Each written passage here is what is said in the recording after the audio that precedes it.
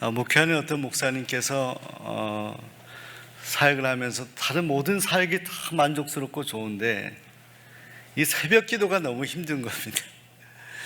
그래서 속으로 푸념하면서 도대체 새벽 기도는 누가 만든 거야? 이렇게 그렇게 이제 말씀을 하는데, 옆에 있던 친구 목사님이 예수님이 새벽 미명에 기도하셔서 새벽 기도 예수님이 만든 거잖아 했더니, 그렇구나. 여러분, 우리가 이렇게 가만히 보면 한국교회 신앙생활하는 모습을 보면 아주 특별한 그런 은혜가 있습니다. 또 가만히 보면 우리 대한민국의 교회들이 지금까지 어려움도 있고 힘든 일도 있었지만 성경적인 그런 목회, 그런 신앙생활을 해왔다고 생각을 합니다. 노방전도 하는 일에 대해서도 어떤 분들은 좀 비판적으로 보는 분들도 계십니다. 요즘 이 시대에 누가 이렇게 길에서 전도를 하냐 이렇게 생각을 하고 합니다. 이 노방전도도 가만히 보면 어디서부터 출발했느냐라고 생각하고 묵상하다 보면 이것을 그렇게 생각할 일이 아닌 것 같습니다. 여러분, 노방전도를 누가 시작했을까요?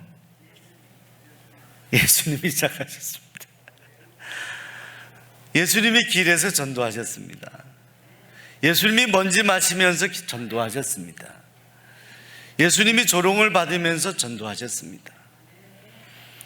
예수님이 때로는 많이 걸으셔서 발톱도 빠지실 수도 있었을 것 같고 다리가 많이 아프실 수도 있었을 것 같았습니다. 예수님은 언제나 다니시며 전도했습니다. 저는 목회를 하면서 공부를 했던 시간도 많이 있지만 제가 하나님 앞에 공부했던 시간만큼 책상이 아니라 제 발로 걸으면서 하나님 앞에 제 삶을 반드시 드려야 된다는 결단을 한 적이 있습니다. 왜 그러냐면 그 거룩하시고 자비하신 우리 주님께서 그 다니시면서 이스라엘을 다니시고 갈릴리를 다니시고 마지막 그 예루살렘과 십자가의 길까지 걸으시고 다니시면서 복음을 전했는데 감히 제가 어떻게 책상에서 목회를 할 수 있겠습니까? 감히 어떻게 제가 앉아서 목회를 할 수 있겠습니까?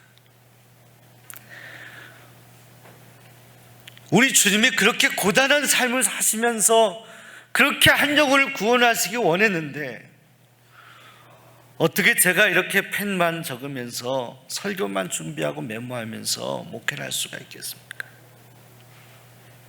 결국 십자가까지 매달리셔서 돌아가신 주님을 생각할 때마다 저는 앉아서만 목회할 수는 없는 것이 저의 신앙 양심 같은 거예요. 근데 성경에 보면 예수님이 목회하셨던 목회를 그대로 닮아서 하신 그런 목회자 분들이 계시죠. 그분이 바로 사도 바울이 그렇습니다. 여러분, 사도 바울이 예수님을 다메섹, 그것도 길에서 만났습니다. 집안이 아니라 현장에서 만납니다. 예수님을 믿는 사람들을 핍박하고 죽이러 가는 그 길, 그 악한 길 위에서 주님이 바울에게 나타나셨어요. 주님이 이렇게 말씀하실 수 있잖아요.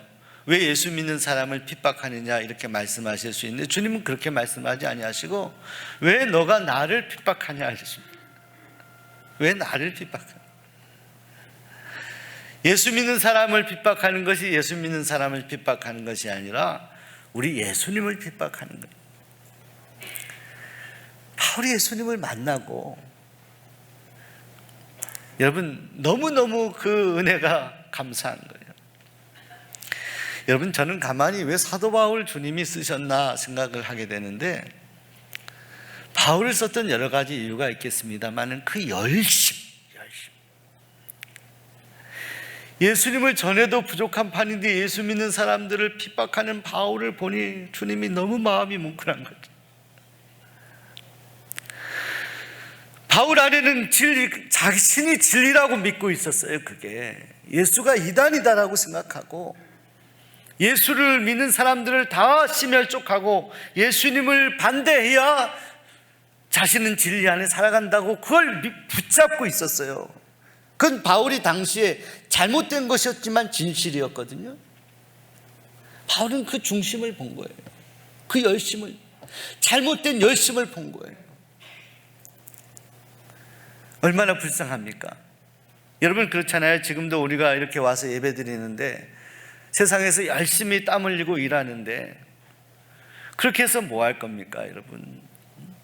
하나님을 등지고 세상에서 땀 흘리고 돈 벌고 그렇게 해서 뭐 할 거냐? 우리는 그런 거 알잖아요. 그런데 모르고 그렇게 살아가는 거예요. 그게 진리라고 믿기 때문에 그런 거예요. 그게 옳다고 믿기 때문에. 그런 바울을 예수님이 만나주셔서 그 은혜가 너무 크니까 바울이 끝까지 복음을 전하고 목숨까지 넣고 로마까지 가고 그 핍박 가운데도 끝까지 길에서 노방에서 있는 곳에서 복음을 전해. 그게 예수님 모습 그대로 따라서 하는 거예요. 그대로. 여러분 감리교회 창시자 요한 웨슬리 목사님은 어땠을까요? 웨슬리 목사님이 저에게 지금 상당히 도전을 주는 것은 웨슬리 목사님은 옥외 설교를 하셨습니다. 웨슬리 목사님이 회심했던 건 1738년 5월 24일 8시 45분인데 그런데 너무 뜨겁게 은혜를 경험해서 웨슬리 목사님 그 다음에 1739년 4월 2일 월요일 오후 4시쯤에 브리스톨이라는 거리에서 옥외 설교를 합니다. 당시에 조지 휘필드라고 하는 아주 대단한 설교가가 있었습니다. 그분이 설교할 때는 불을 토하는 것 같아서 많은 사람들이 그 자리에서 회심하고 그랬다는 거예요. 그분의 영향을 받았어요. 어떤 거냐면 성전 안에 이 건물 안에서 회심하는 모습들을 보는데 웨슬리 목사님의 마음 가운데 성전 안에 있는 자신의 모습이 성전 안에서만 복음을 전하고 말씀을 전하는 모습이 마음의 양심의 가책이 느껴지는 거예요. 정작 복음을 드려야 되는 수많은 사람들이 이 건물 밖에 교회 밖에 있는데 내가 왜 이 안에 갇혀서 복음을 전해야만 하는가라는 스스로에 대한 물음을 던지며 하나님 앞에 회개하고 브리스톨 거리로 나갔는데요, 그때 3,000명이나 되는 사람들이 야외 옥외 설교를 듣고 그 자리에서 회심하게 됩니다. 이건 웨슬리 목사님이 기대했던 것, 예상했던 것과는 전혀 다른 방향이었어요. 웨슬리 목사님은 그걸 기대하지 않았었거든요. 왜냐하면 웨슬리 목사님의 그때의 메모에 그런 웨슬리 목사님의 마음이 표현되어 있기 때문입니다. 뭐라고 했냐면 이렇게 고백했습니다. 그날 나는 부끄럽고 천하게 될 각오를 하고 그때 거리를 메운 사람들에게 복음의 좋은 소식을 선포했다. 우리가 생각하기엔 성령 충만해서 담대해서 나갔다 이렇게 생각할 수 있는데 물론 성령 충만했죠. 그런데 웨슬리 목사님의 메모에는 나는 부끄럽고 천하게 될 각오를 하고 나갔다. 사람들의 조롱거리가 되더라도 야외에서 복음을 전하고 하나님 말씀을 전하는 것이 맞다라고 판단하는, 이게 웨슬리 목사님의 야외 설교의 출발이었습니다. 어저께 밤에요, 목양실에서 이렇게 한 9시 넘어서 이렇게 나오는데 우리 초등부 전사님하고 유치부 전사님이 우리 초등부 아이들에게 요나를 심어준다고 요나 잎을요 입구에다가 만들어 놨어요. 너무너무 잘 만들었어요. 여러분 한번 오늘 가보세요. 근데 저보고 목사님 여기 좀 요나 잎으로 한번 들어가 보세요 하더라고요. 그래서 제가 그 앞에서 사진을 찍었습니다. 그리고 나서 이렇게 나와서 보니까 이 행궁마당에 사람들이 인산이더라고요. 제 마음이 그때 하나님 마음이 감동하시더라고요. 언제까지 안에서만 설교할 거냐, 복음을 들어야 될 사람들이 저 밖에 저렇게 많은데. 어젯밤에는 정말 나가서 막 복음을 거기서 외치고 싶은 마음이 제 안에 있었어요. 전도지라도 막 뿌리고 싶더라고요. 우리 기도 특공대를 따로 만들었는데 전도 특공대 만들어서 이 밤에 성령께서 임하시고 임재하시고 마음이 뜨거우신 분들 밤에 오십시오, 우리 한번 전도해 봅시다, 이러고 싶더라고요. 사랑하는 여러분, 웨슬리 목사님은 야외에서 밖에서, 감리교회 전통은 밖에서 복음을, 길에서 복음을, 말을 타고 그 수많은 길을 다니면서 복음을 전한 것이 요한 웨슬레요, 사도 바울이요, 지저스 예수님이. 이것이 정통 신앙인의 길이에요. 여러분, 왜 그런 일을 할 수가 있을까요? 복음이 나를 살아있게 하고 움직이게 하기 때문에, 하나님의 은혜가 감사하기 때문에. 여러분, 복음을 무엇이라고 생각하십니까? 이번에 제자훈련하면서 성도님들에게 물어봤어요. 제자훈련 각 A반, B반, C반에게 한 30분에게 각각 반에서 물어봤습니다. 복음이 무엇이라고 생각하십니까? 그걸 한번 은유로 얘기해 보라고 했을 때 몇 분들 얘기하는데, 어느 권사님은 복음은 진통제와 같다 그러더라고요. 그 말 듣는데 정말, 복음이 진통제. 저도 속으로 복음은 약과 같다라는 생각을 하고 있었거든요. 여러분, 하나님의 말씀이 구약과 신약입니다. 우리 곁에 계신 분들에게 약을 제대로 먹읍시다. 여러분, 그런데요, 제가 약 얘기를 좀 할게요. 저 약 팔러 나온 사람 아닙니다. 여러분, 약이라는 그 복음을 약이라고 저는 표현하고 싶은 거예요. 왜냐하면 그 좋은 약을 먹었을 때, 내가 좋은 약을 먹고 내가 아픈 곳이 나았어요? 그러면 우리가 어떻게 반응하는지를 봐야 되는데, 그 약을 먹으면, 그래서 고침을 받으면 그걸 반드시 나의 가장 가까운 사람에게 얘기하고 싶은 거예요. 나의 아내에게, 나의 남편에게, 내 아이들에게 반드시 전하게 돼 있어요. 이거는 우리 안에 진리가 임하고 복음이 임하면 그것을 전하게 되어 있다니까요. 근데 저는 한때 제 마음이 막막하고 이 복음에 대해서 정말 밝은 빛이 비추지 않았을 때 고민했어요. 내 안에 복음이 있고 내가 예수님을 믿는데 왜 이것이 흘러나가지 않지? 왜 이 거룩한, 정말 우리를 치유하는 이 약을 경험한 내가 왜 이것이 전해지지 않는 것이지에 대한 고민을 해보았습니다. 아직 내 안에 복음이 아니기 때문에 그래요. 그 예수님의 소식이 아직 나에게 충분히 기쁜 소식이 되지 않기 때문에 그래요. 나를 살린 복음이라면 반드시 전해지게 돼 있는 거예요. 안 전해지는 게 어려운 거예요. 여러분, 하다못해 우리가 축구 경기에도 다른 나라하고 경기했는데 이겼어요. 좋잖아요. 야, 우리 이겼다, 우리나라가 이겼다, 일본하고 축구했는데 이겼다, 전해지잖아요. 여러분, 복음은 전해지는 거고 흘러가는 거예요. 그런데 흘러가지 못하고 전해지지 않는 복음이라고 할 때 나에 대해서, 나의 영적인 내 마음 깊은 곳에 질문할 필요가 있어요. 하나님, 왜 이 복음이 내 안에서 흘러가지 않는 것이요? 왜 복음이 내 안에 가두어지는 거죠? 여러분, 이스라엘 가면 유해는 갈릴리 호수, 저는 가보지 못했습니다. 아직 성지순례 못 해봤어요. 지도만 늘 보는 거예요.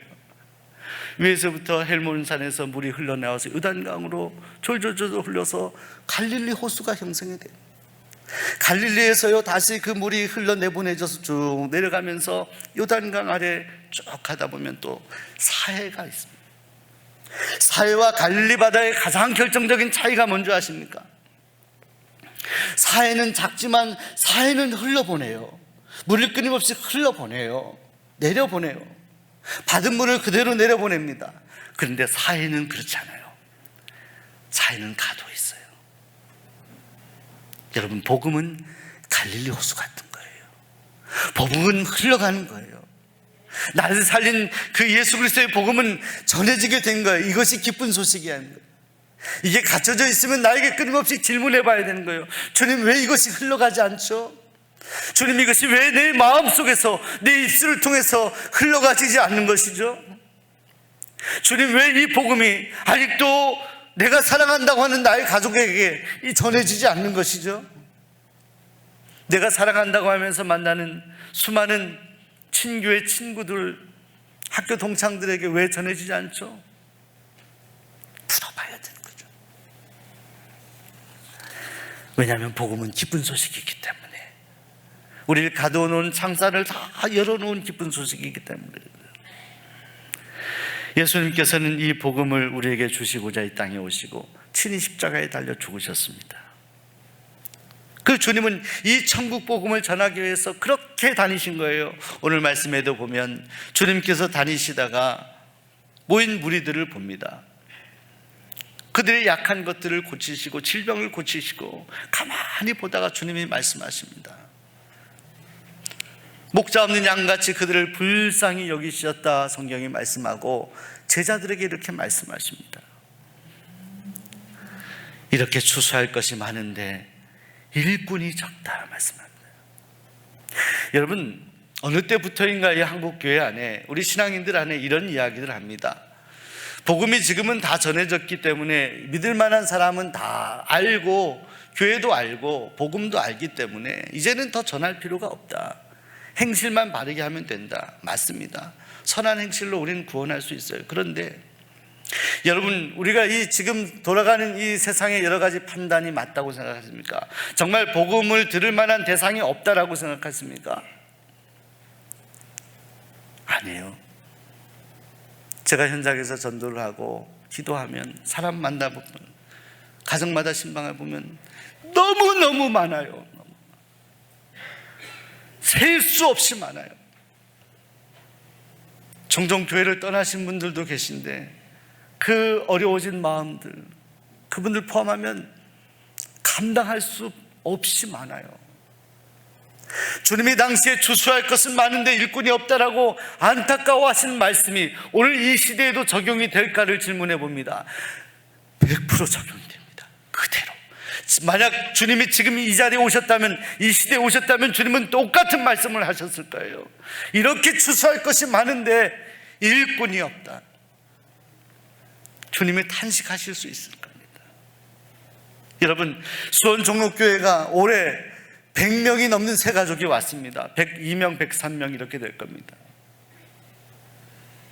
정착하신 분들도 거의 절반 이상이 다 정착해서 잘 나오고 계십니다.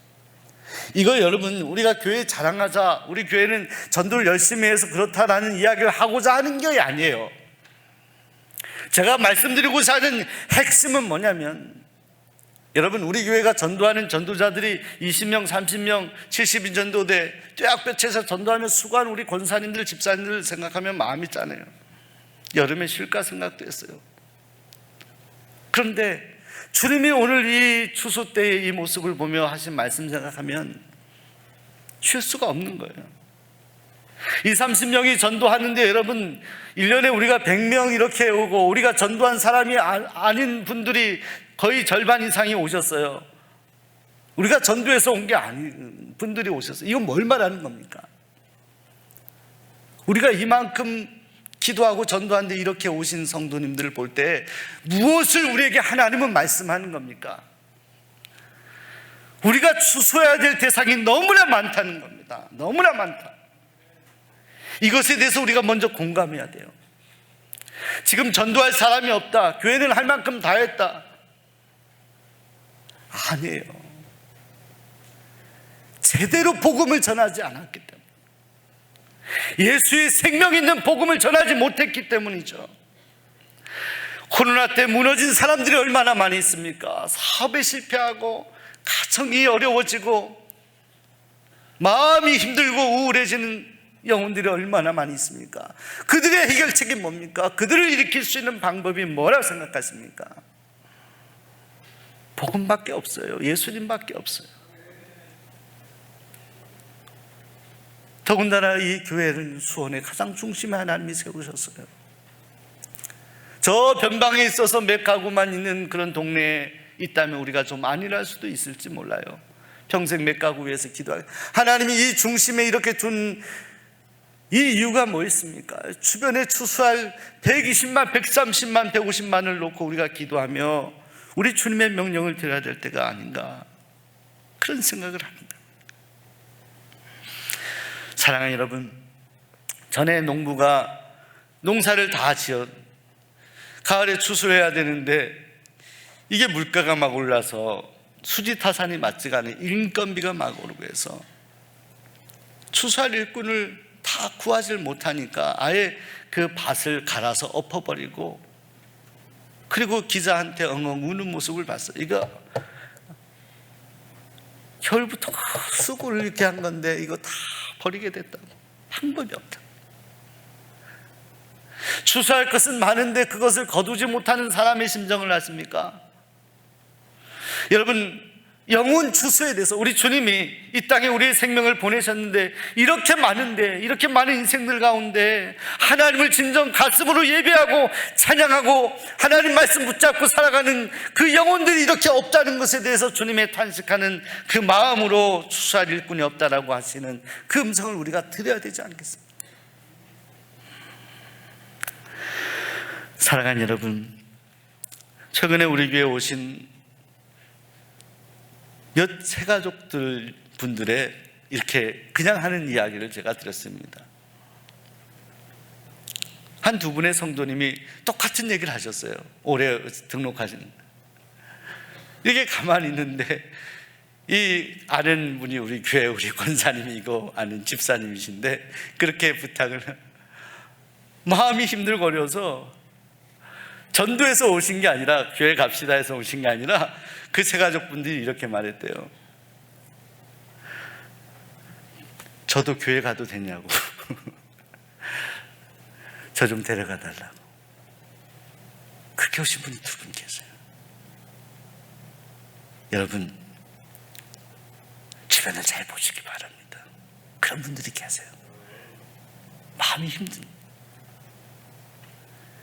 전하지 않아도 오고 싶은 분들도 계시는데 우리가 전하면 어떻게 되겠어요, 여러분? 여기에 도전하는 거예요. 성도는 기도하고 영혼 구원하는 데 도전하는 거예요. 교회는 여기에 도전하는 게 교회예요. 교회가 재정이 늘어가고 건물이 좋아지고 여기에 도전하는 게 교회가 아니라, 교회는 한 영혼이 변화되는 것을 위해서 기도하고 도전하는 게 교회예요. 그래서 세운 곳이 여기예요. 여기. 저는 여러분들이 지금까지 우리 수원정록교회 성도님들 어렵고 힘든 코로나 시대도 예배하고 기도하고 전도한 여러분들 순종하며 왔습니다. 하나님이 여러분을 귀한 도구로 사용하시기를 소원합니다. 하나님이 반드시 그렇게 하리라 믿습니다. 여러분, 예수님이 승천하신 이후에 제자들이 어떻게 변했는지를 우리는 알아야 됩니다. 베드로와 예수님의 제자들이 어땠습니까? 3년 동안 교육을 잘 받았어요. 예수님이 3년 동안 제자들 데리고 다니면서 밥 먹고 같이 다니면서 전도하고 다 봤어요. 주님은 십자가에 달려 죽으실 것도 말씀하셨고요. 그리고 그러나 부활할 것도 말씀하셨어요. 그런데 주님이 정작 십자가 달려 돌아가실 때는 다 도망갔어요. 그런데 주님이 부활하셔서 제자들에게 나타나셔서 요한복음 21장에 베드로에게 내가 나를 사랑하느냐 물으시잖아요. 이게 우리 주님이세요. 우리가 때로는 주님을 배반하고 도망가지만 주님은 우리에게 내가 나를 사랑하느냐 물으시는 분이 주님이세요. 우리가 그 찬송도 있잖아요. 우리는 주님을 배반하나 우리는 주님을 늘 배반하나. 저도 그럴 때가 많이 있어요. 그래서 하나님 앞에 저 자신을 회개할 때가 많이 있어요. 주님은 용납하시고 다시 기회를 주시고.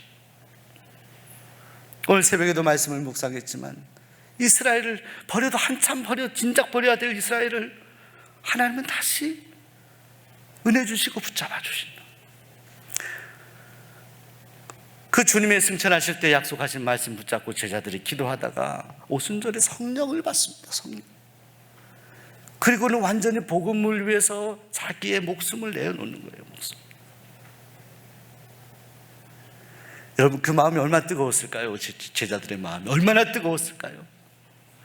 그 가슴이 얼마나 뜨거웠을까요? 그 온도가 얼마나 됐을까요? 복음을 위해서 목숨을 내어줄 수 있는 복음 전파자의 가슴이 얼마나 뜨거웠을까? 저는 지금도 우리 해외 나간 선교사님들 우리 금요철야 2부 시간에 기도합니다. 이름 불러가며 기도합니다. 인도 선교사님, 박형근 선교사님 비롯해서 다 기도합니다. 왜 그런 줄 아세요? 저는 이렇게 편안하게 목회하잖아요. 여러분들 열심히 하셔서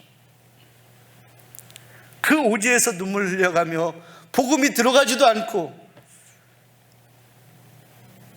목회 들어가지도 않는 사람들에게 언어가 불편하고 그 척박한 상황에서 복음을 전하는 분들 생각하면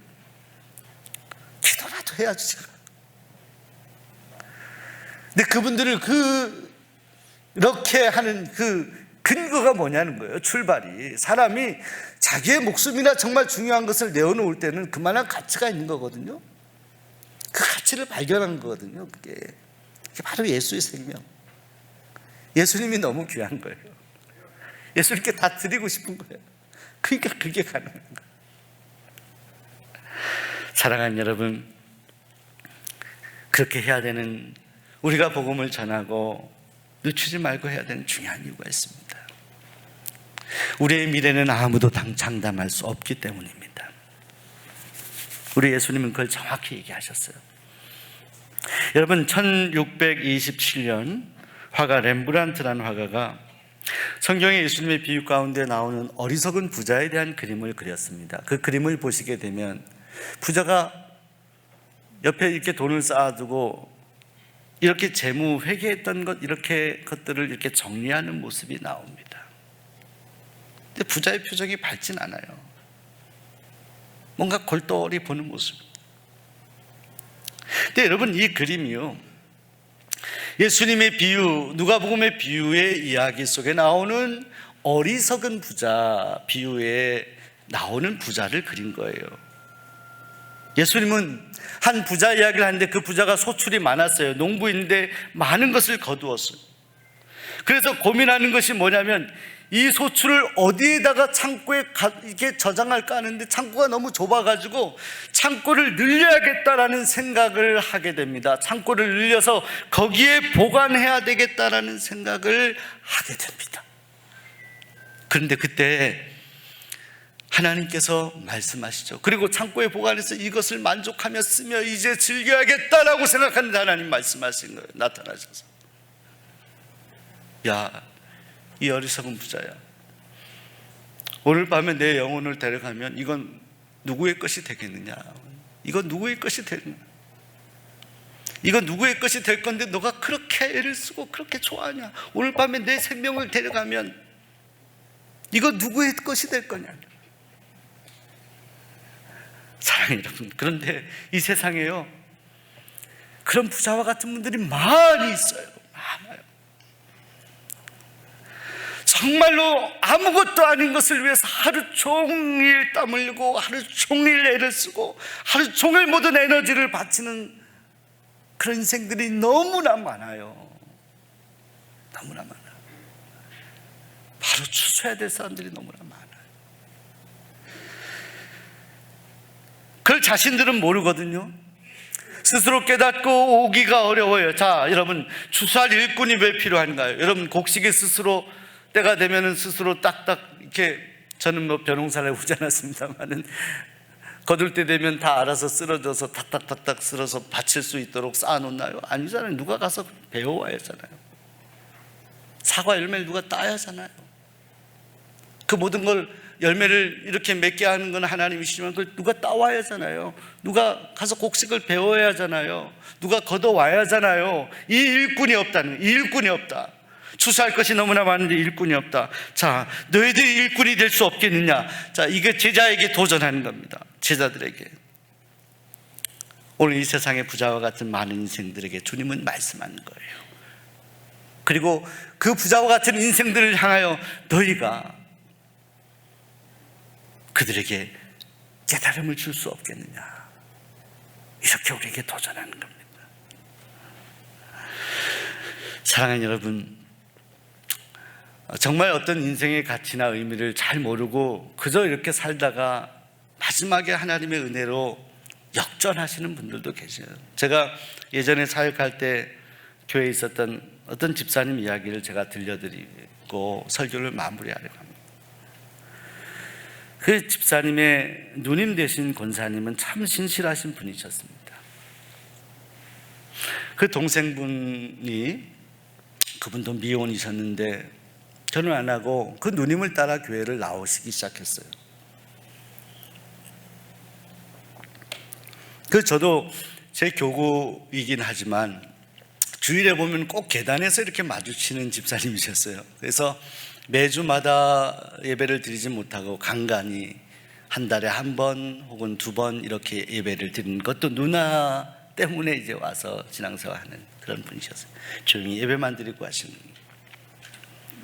근데 어느 날 그 집사님의 누님을 통해서 병원에 입원하셨다는 소식을 들었어요. 멀리 여행을 다녀오셨는데 갑자기 몸이 아팠어요. 그 병원에 신방을 갔거든요. 그래서 대화를 하고 여행을 갔다 오는데 몸이 안 좋다고, 그래서 입원하게 되었다고 해서 기도해드리고, 그리고 며칠 지났는데 또 연락이 왔는데 중환자실에, 여의도 성모병원 중환자실에 입원하게 되셨어요. 그래서 전사님하고 얼른 가서 대화를, 중환자실에서 잠시 일반 병실로 왔을 때 면회를 하고 기도해드리고 싶어서 잠시 이렇게 대화를 하는데 코에 이렇게 산소 주입하는 것을 끼고 대화를 하는데 그때 저에게 이러시는 거예요. 목사님, 제가 너무너무 몸이 힘들어서 잘못하면 며칠 더 생존하기 어려울 수도 있을 것 같다는 얘기를 하세요. 저는 믿겨지지가 않았어요. 기도할 테니 이제 좋아지실 겁니다 하는데 저에게 그렇게 목사님 아니라고, 이건 진심이라고, 제가 너무 힘들어서 아마 힘들 것 같다고. 제가 소원 한 가지만, 목사님, 제가 꼭 들어주시면 좋겠다. 그러면서 호흡하기도 어려운데 그때 저에게 가슴으로 얘기를 하시더라고요. 목사님, 제가 누나 따라서 교회 와서 예배드리고 했는데 제가 이렇게 아프니까 너무너무 후회되는 것이다. 제가 그렇게 기도를 할 수도 있었고 말씀을 같이 보면서 말씀 공부도 하고 함께 전도도 하고 열심히 신앙생활 할 수 있었는데 그렇지 못한 게 너무너무 후회된다고. 제가 그래서 하나님 앞에 기도하다가 제가 할 수 있는 게 마지막에 뭘까? 땀 흘려 일군 그 제 부동산 집 이거 있으니까 목사님 이거 꼭 어려운 학생들 장학기금으로 써달라고. 누님이 있고 먼 친척들 있지만 그 관계는 누님이 정리해 주시고 목사님이 이 과정을 다 해주죠.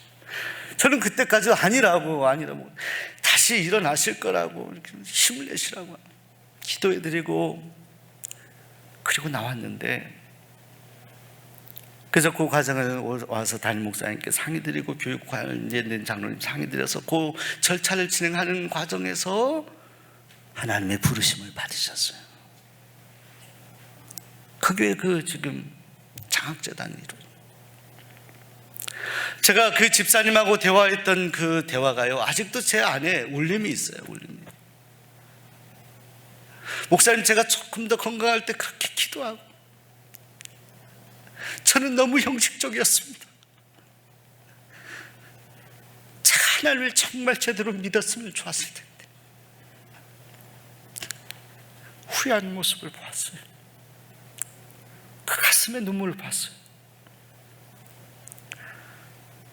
사랑하는 여러분, 우리에게 진정한 깨달음이 언제 올지는 모르겠습니다. 내 가슴 속에서 내가 나를 완전히 설득하는 그 진리가 나를 붙잡을 때가 언제일지는 모르겠습니다만은, 그러나 성경은 말씀합니다. 그 진리에 붙잡힌 사람들이 고통과 고난 속에서도 영혼 구원을 위해서 생명을 바치는 삶을 살았다. 여러분, 전도 영혼군이라는 것은 단순히 열매를 얻고 이런 것만이 아닙니다. 이것은 나와의 영적인 싸움이고요, 하나님을 주인으로 인정하는 과정이에요. 이번에 40일 동안 기도하면서 일을 준비하며 여러분, 저는 기도하기 여러분의 가정에, 여러분 개인에 놀라운 하나님의 은혜와 놀라운 하나님의 기적이 일어나길 소원합니다. 우리가 할 수 없다고 생각했던 문제들에 대해서 하나님이 놀랍도록 간섭하시는 은혜를 경험하길 소원합니다. 제일 중요한 기적이 뭔지 아십니까? 병고침의 기적, 재물 손실이 회복되는 기적? 아니에요. 제일 주님이 바라시는 기적은 우리 심령의 변화예요. 진정 하나님을 나의 주인으로 인정하는 그 변화, 하나님이 나의 주인이십니다를 고백하는 거예요. 우리가 할 수 없는 그 강팍한 사람, 바울 같은 사람의 마음이 변화되는 변화예요. 그 사람의 변화, 심령의 변화. 이 기적이 오늘 여러분과 여러분의 심령, 여러분의 가정 가운데, 우리 수원 종로교회 가운데 있게 되기를 소원하고 축복합니다. 기도하겠습니다. 하나님 아버지,